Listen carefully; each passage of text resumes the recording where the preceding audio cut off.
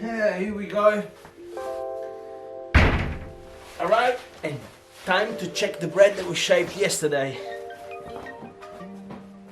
Today I want to show you exactly how I shaped my dough for very close, and let's go to the bench. If you've been following me for a while, you know that I like to pre-shape my breads.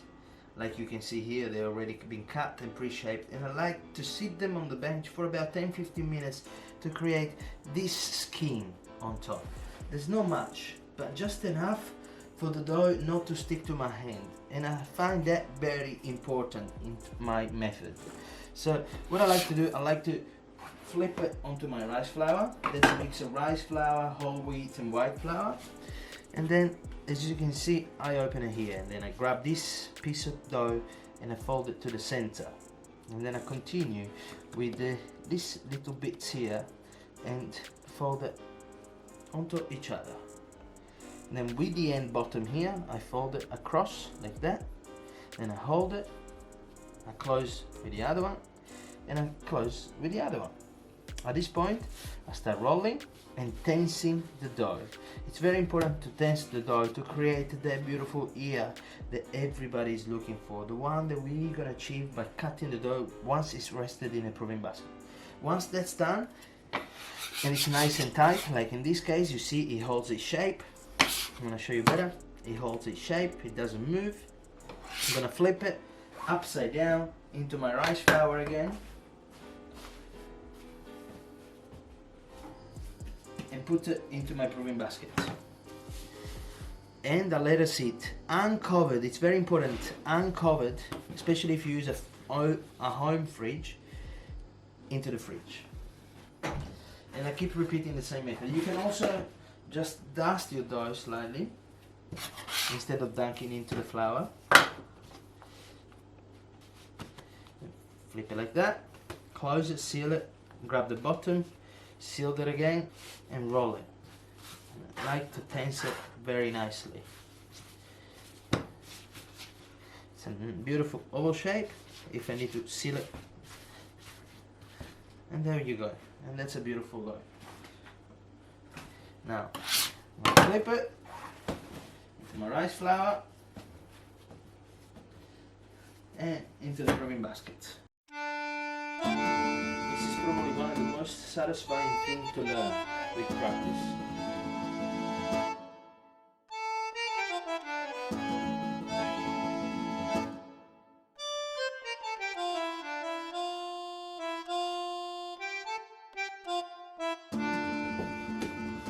So at the end, you need to find your own method.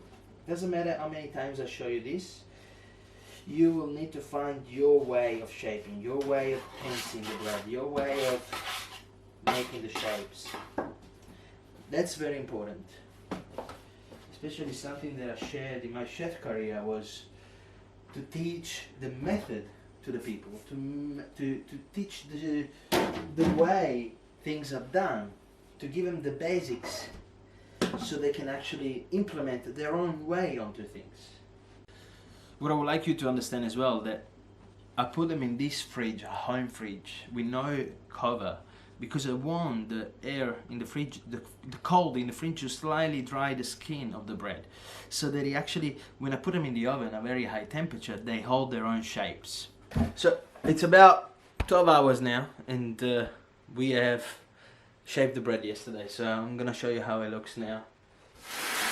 I'm really excited actually to show you.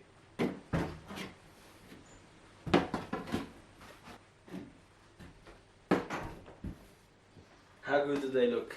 And this is one of the reasons why I like to shape my bread. I show you. I just want to show you how stiff and firm the bread looks like, and how easily it detaches from the proving basket with nothing in it.